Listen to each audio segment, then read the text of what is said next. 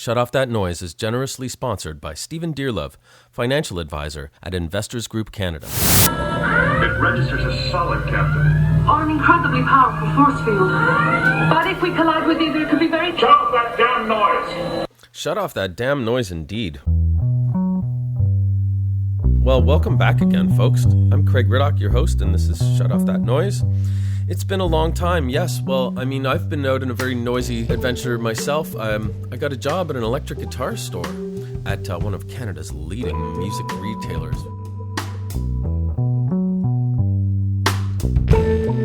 Prior to embarking on my new career as an electric guitar salesperson, I spent the summer in residence at the offices of Cool Earth Architecture. Cool Earth architects specialize in designing architecture for net zero consumption. Now, what that means, net zero, is that a building consumes and produces an equal amount of energy, and therefore net zero consumption. Net zero architects draw upon a long history of building energy-efficient buildings.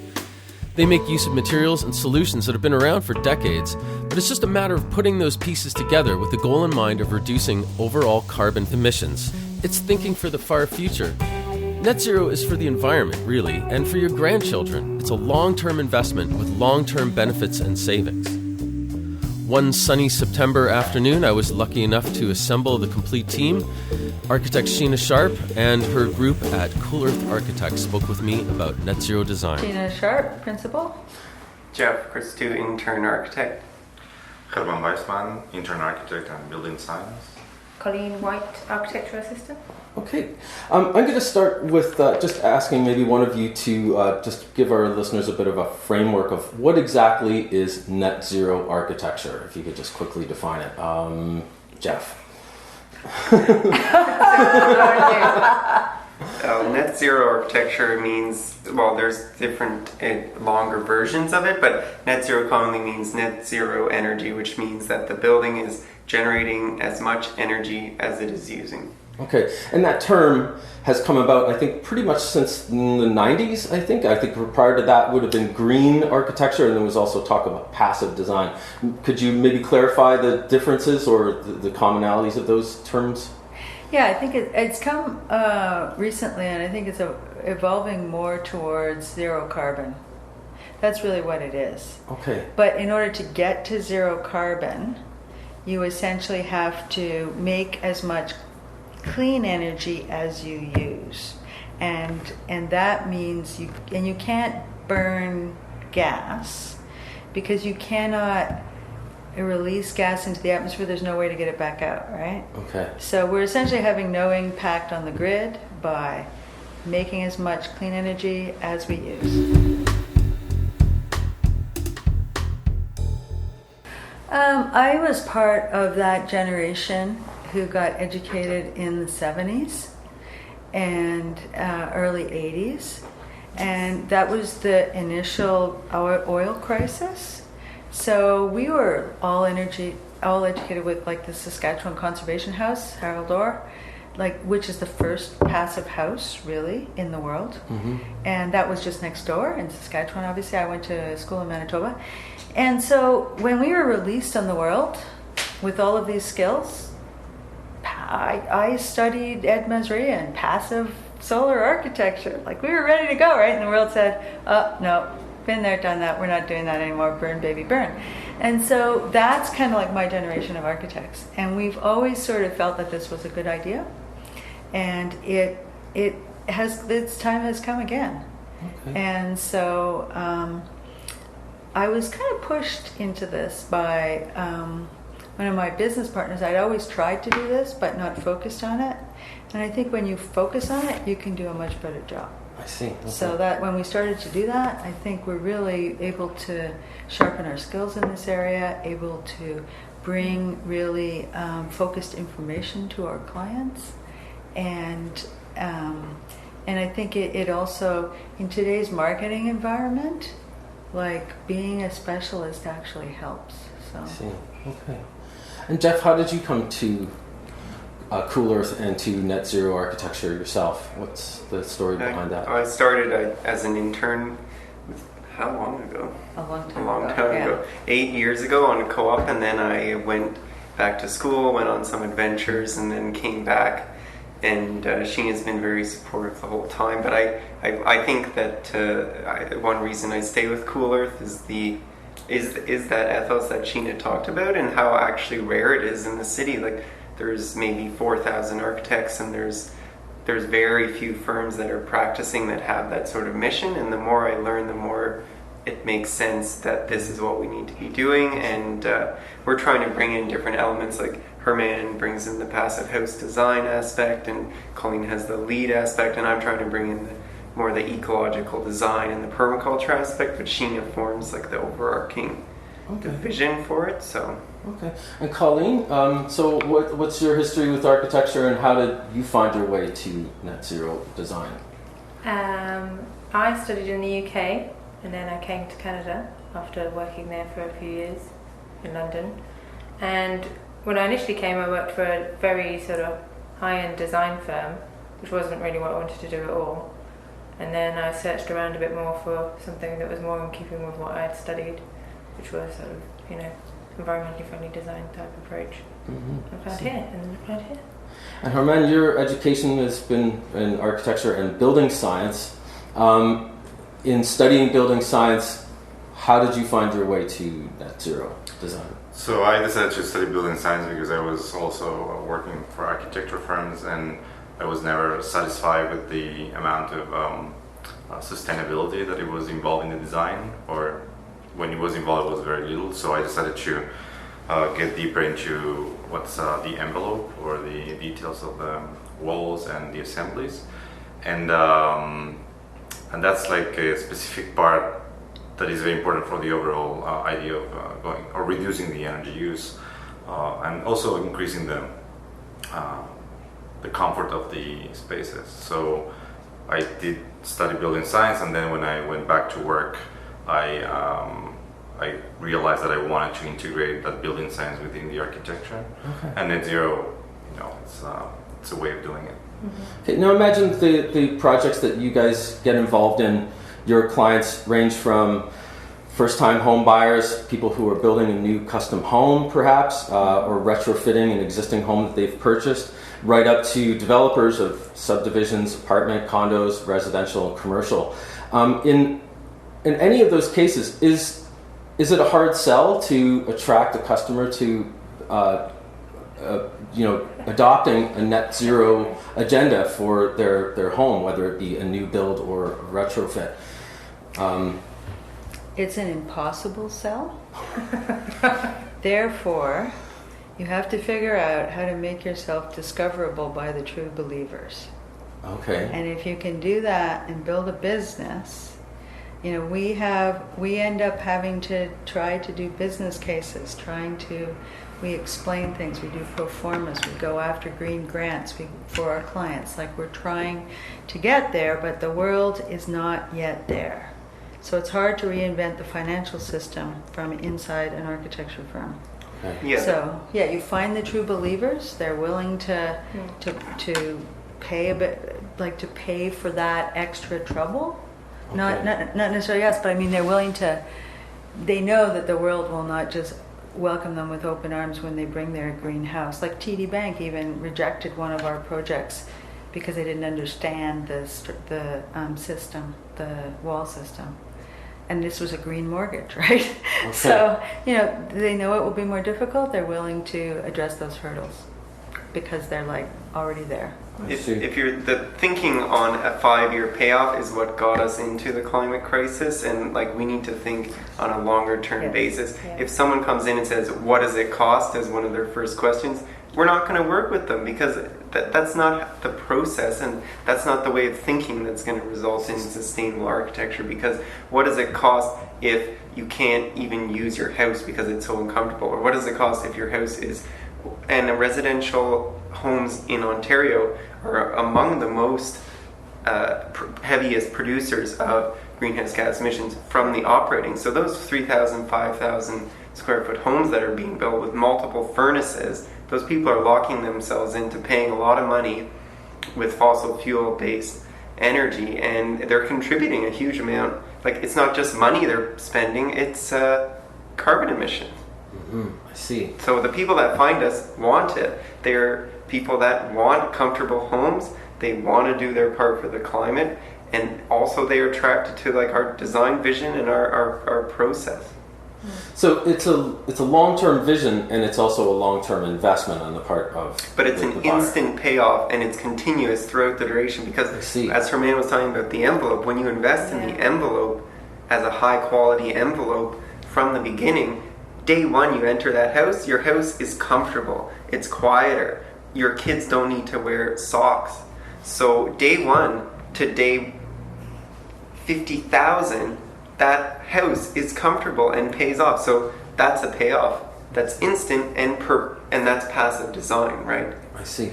Sheena, you're working on your own home right now. Yes. And that's a mission in itself. It is. Now it was an existing home, and you're retrofitting it, right? That's Is that correct? It's a standard Toronto semi. Yeah. Okay. Well, tell me some of the challenges that you've encountered with that.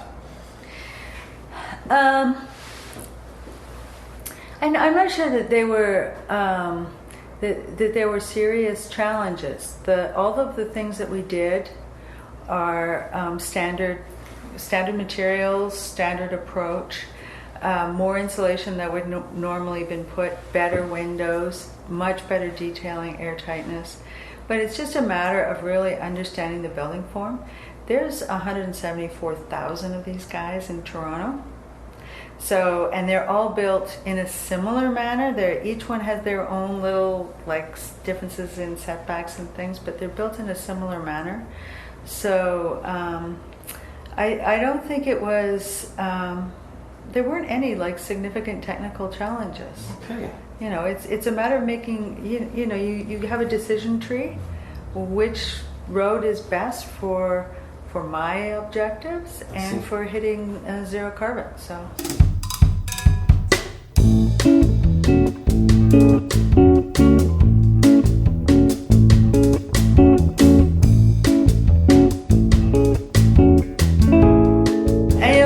Thing on the weekend, CBC, some program that talked about, it was on learning, it was Sunday edition, and learning the lingo of the tech sector. And they said, eating your own dog food. What does that mean? It means buying your own product and using it. And that's what we're doing. We're saying, okay, this is an expensive renovation. I know that. And it's got a really long payback. So I think it's worth it. So we're doing it.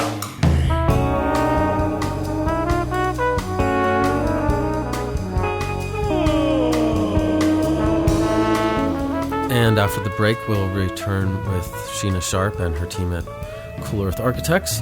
First of all, we'll be hearing from Herman Baseman. But first, here is a word from our sponsor.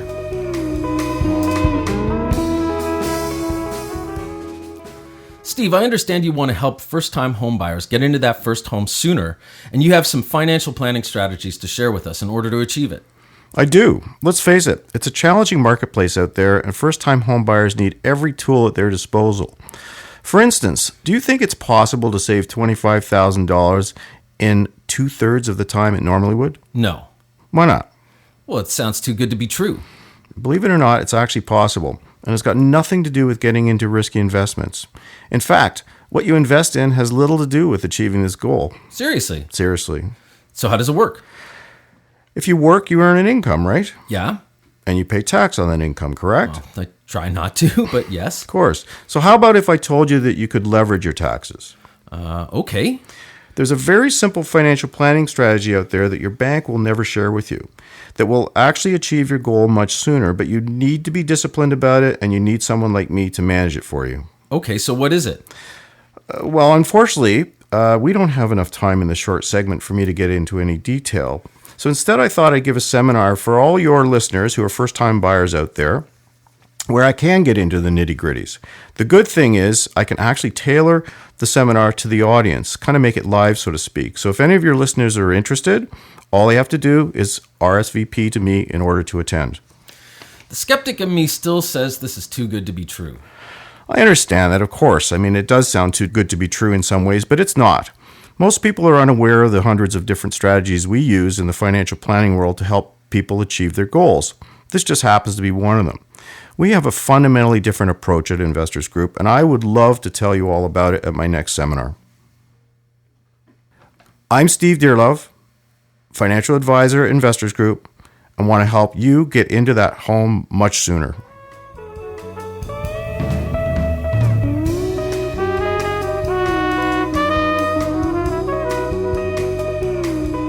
So let's get back to our discussion with Sheena Sharp and her team at Cool Earth Architects, and we'll pick up where we left off with Herman Weisman. So, well, first of all, every project is very, has its own specifics, right? Row house is very different than a detached home. A suburban home, it's very different than a local home.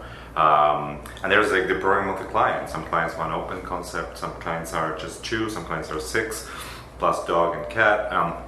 So I just wanted to say that, that's really generates a lot of different iterations. Though we always start with what we call an energy budget. It's like saying, okay, this is our goal, this is where we want to go, this is what we have. Most of our clients, or many clients, already have a lot or a house, and then we have the energy budget, the lot or the location that they want to build their house, and they also have the programming. So we start going back and forth and iterating, generating iterations with all this information, and trying to always balance comfort, beauty, windows and spaces with also the energy budget that I was talking to you about.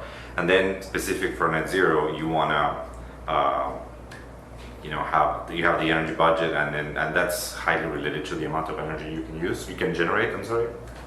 So in many cases we have to also play with that.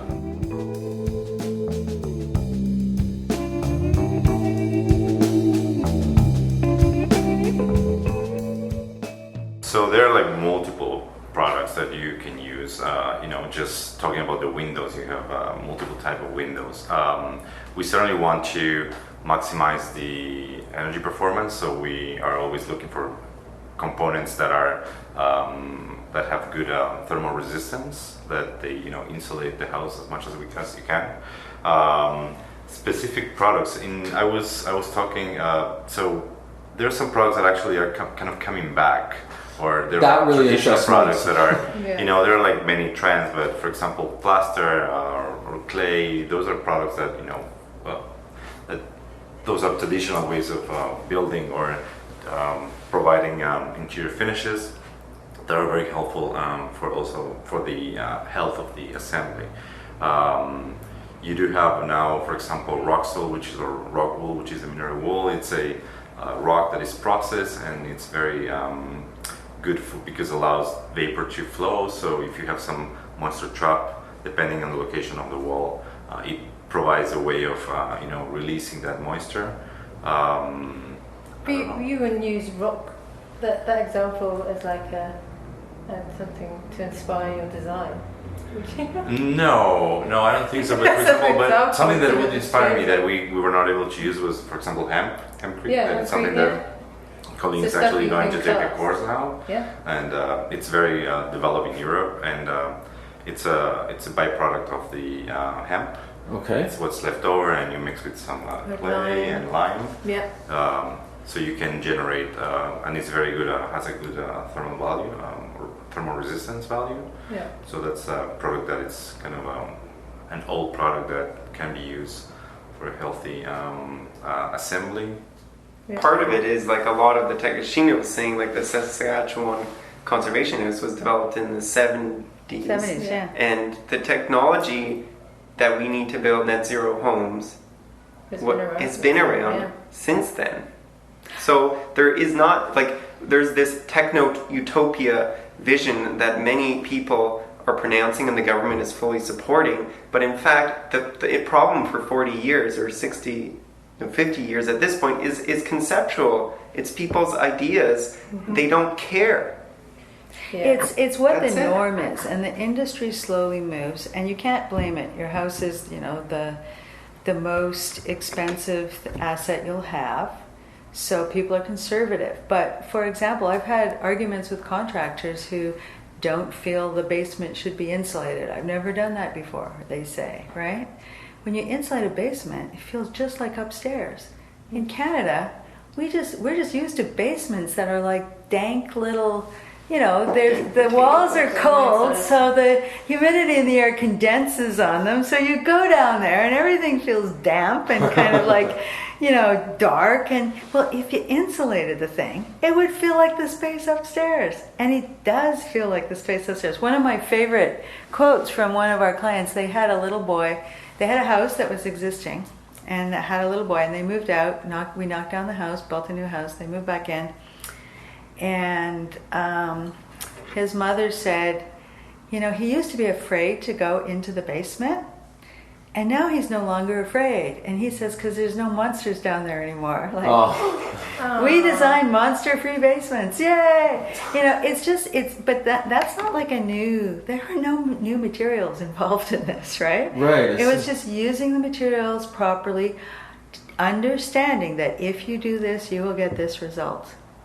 And that's and that's the leap that has to be made, the ability to predict that, yes, if you put this money into it, which scares a lot of people, you put insulation in the basement, I'm sorry, is not a lot of money, but anyway, if you put money into this, you will get a much better result. I see.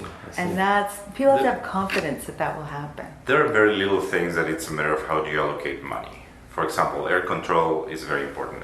The air tightness, we were talking about the house. So it's about a third of the energy you lose, and people don't realize that. So we really focus on that. It's like one of the main goals is to have your house as airtight as we can.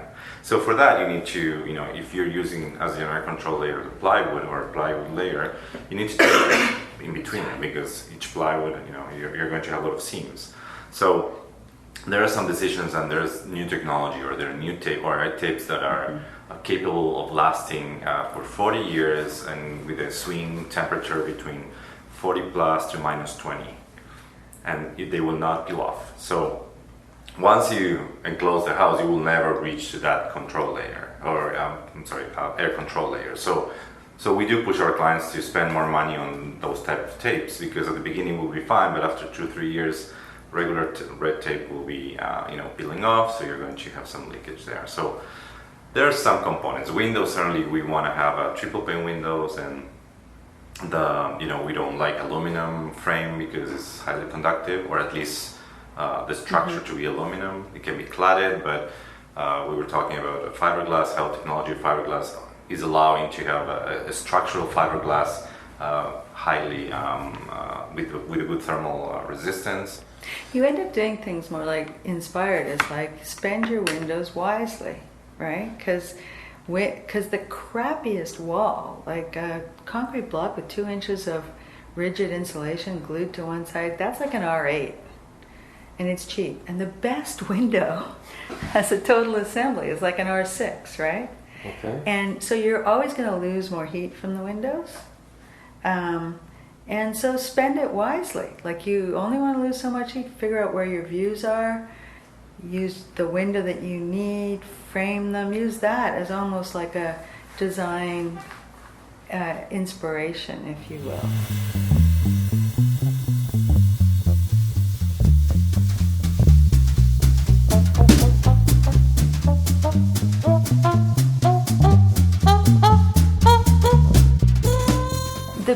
The biggest challenge, and we are doing a little apartment building in Sudbury, which is considerably colder than it is in Toronto. Okay. And the biggest problem with tall buildings is that they have much higher structural loads. Windows are a structural element, right? You want them to stay in place even within a high wind. So when you get to those types of loads, you almost always have to use materials like steel and glazing, and they're really highly conductive. So, the good thing is that if you have a little 1,000 square foot apartment, as opposed to a 1,000 square foot house, which would be radiating heat on 6 sides, most 1,000 square foot apartment only radiate heat on one side, right? So inherently, we should be able to get a lot more out of our apartments in terms of energy efficiency than individual homes. I think that's the only thing that's probably saving them right now. Mm-hmm. I think we have to plan for, at some point, like, I mean, I think some of these when people say these things, they're being quite dramatic. Like, we know that residential window wall is not high end; it tends to leak, all of that kind of stuff. As opposed to curtain, like, there are more structural systems and less structural systems. It's all about price. You know, we live in a market where we're trying to provide people with affordable housing as well as operating affordability, and you know, we get all this. It's a balance, right? And I think that at some point, these buildings are going to, if I was approaching them, I would put a lot more solid wall for the reason that I just said, you know. But even then, often because it's metal, you're not getting the same kind of thermal resistance you would out of, you know, wood and continuous insulation. So I would put a lot more solid wall in those types of buildings. But I also think we have to start looking forward to, you know, probably more like 20 years, how we're going to reclad them. You know, maintenance is going to be our friend. And at some point, even the guys from the Rotman School of Business, energy costs are going to be so high that they're going to get their 5-year paybacks because the prices are going to rise so much that they're going to say, oh yeah, we can afford to change this wall out. But you know, obviously it's a lot more expensive than doing it right the first time. But you know, there's a lot of pressures on there. I appreciate all those pressures. You know, we're in an experimental phase right now. Okay. I would think at the most it costs 15% more. Okay. And I think that, like right now, if you were in Germany, you could buy double pane windows. Triple pane windows are cheaper than double pane windows because the industry has evolved, and so all the industry is going this way. Double pane is a specialty. So we'll get to a point where a lot of these things are the things that are the cheapest. Okay.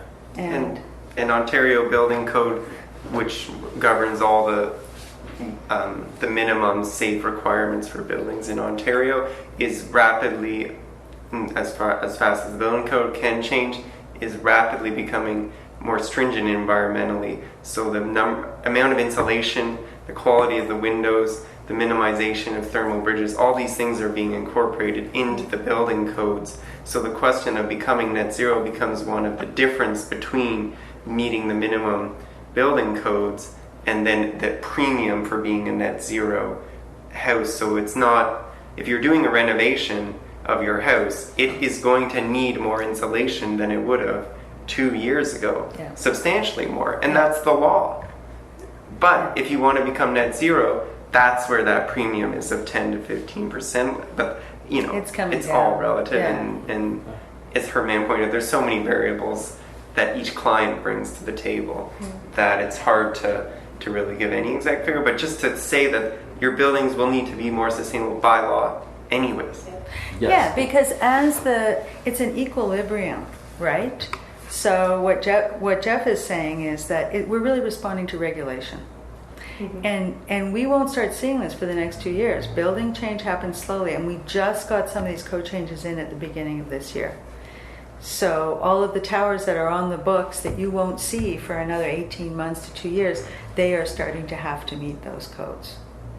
So, but once the industry understands that they have to respond to this regulation, then they try to find the best way to do it. They start to get to equilibriums, like trade-offs between mechanical systems and the structures and the different types of the structures. And so when we're sort of at a point where we're have had a couple years to respond to these new standards, I think, you know, we won't notice any difference in price, for example.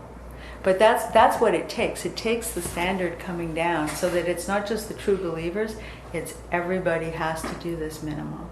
We won't see the really disastrous changes on the planet until something like 2040, which is probably when I check out. So it's really being done for future generations. It's being done for the kids today. So if you want to play with their future, if you want to not put 2 inches of extra insulation in because, you know, and gamble your kids against 2 inches of insulation, I mean, like, really?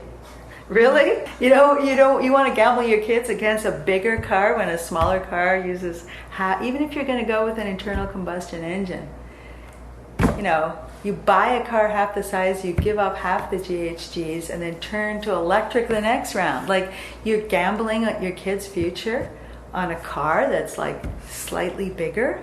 We'll spend more money on it. Buy a Tesla. You'll look good riding in it. It's great. You want some kind of prestige? Go for that. There's lots of options out there.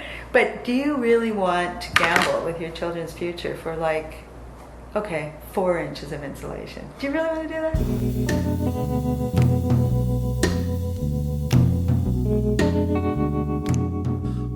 Well, I would like to thank my guests, Sheena Sharp, Jeff Christou, Hermaine Vaisman, and Colleen White, the team at Cool Earth Architects in the Junction area of Toronto. And a big thank you to Run With the Kittens for allowing me to use segments of music from their album Condos and Lofts, the second one that is very rare and hard to find. If you're looking to make a connection with Stephen Dearlove, my sponsor, you can find his contact information on the Shut Off That Noise Facebook page. So until next time, my name's Craig Riddock, and you've been listening to Shut Off That Noise.